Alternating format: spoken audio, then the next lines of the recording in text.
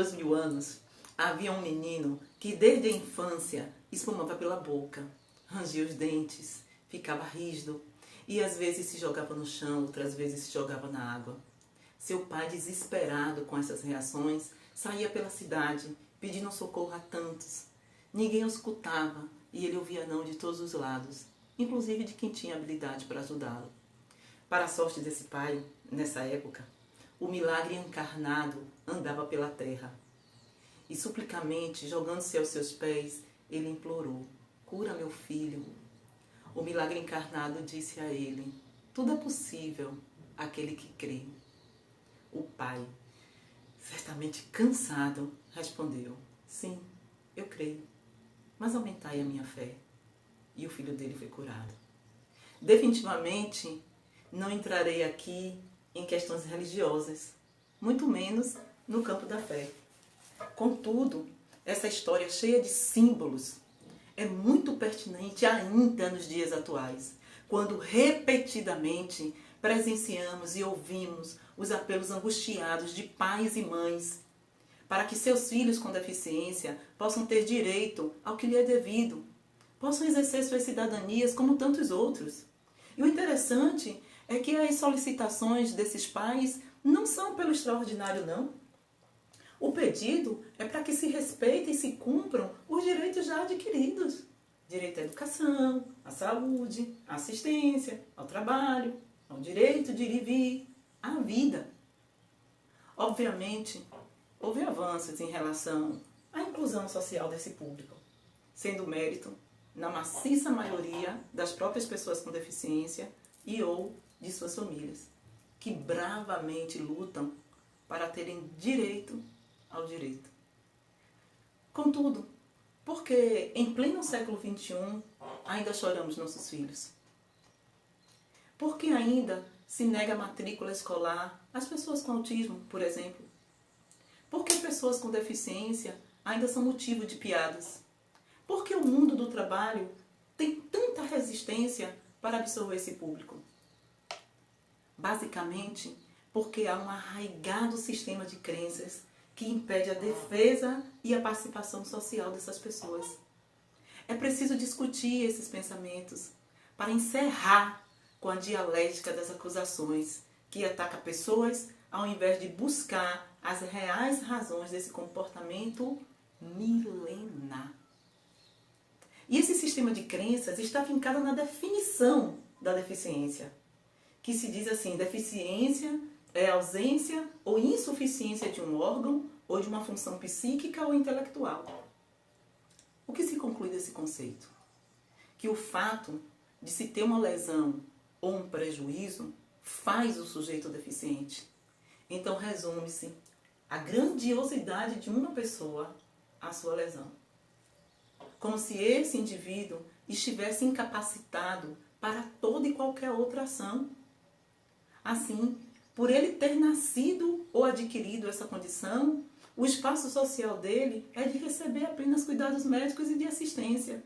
Esse sujeito, minha gente, está estigmatizado, marcado física e socialmente. E, portanto, todas as portas se fecham para ele.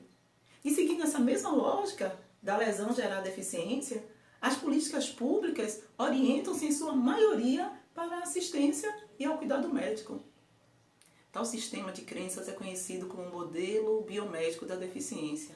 Está tão arraizado em nossa sociedade que, ao se perguntar, por exemplo, o que uma pessoa com autismo necessita para desenvolver, a resposta normalmente será: ele precisa de psiquiatra ou neurologista, de psicólogo, de psicopedagogo, de terapeuta ocupacional, de fonoaudiólogo, relacionando uma lista interminável de profissionais da atenção à saúde.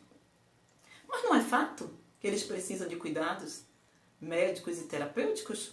Sim, obviamente que sim. No entanto, limitar suas necessidades apenas à área do cuidado é minimizar demais os anseios, os sonhos, as vontades de alguém.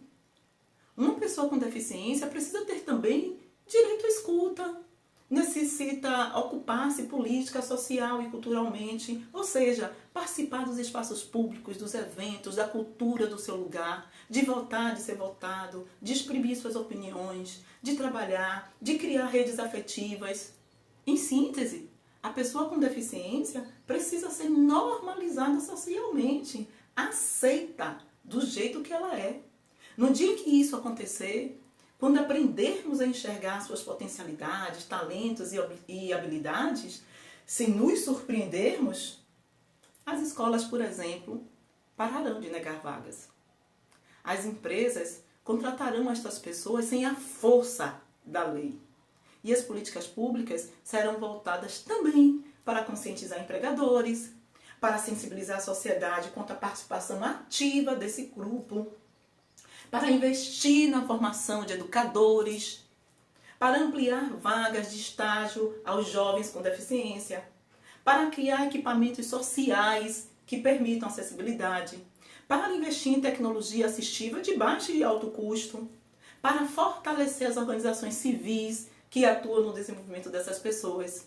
Enfim, serão promovidas ações para a reparação social devida há muito tempo a esse público. É preciso modificar esse paradigma do modelo biomédico, a fim de mudar a realidade.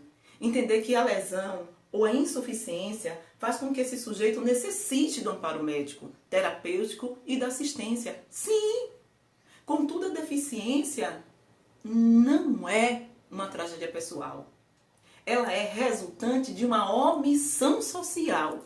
E isso é o que preconiza o modelo social da deficiência, que foi provocado por Paul Hunt na década de 1970 e mobilizou toda uma geração. Esse conhecimento, aqui no Brasil, parece estar recluso às universidades e por isso ainda não alcança o senso comum. É preciso mudar isso. É preciso trazer essa discussão à tona para que possamos pensar as mudanças, pois ao contrário, se nos silenciarmos e se não entendermos que essas crenças são esteio para tanto preconceito, vamos chorar nossos filhos ou a nós próprios por mais 2000 anos.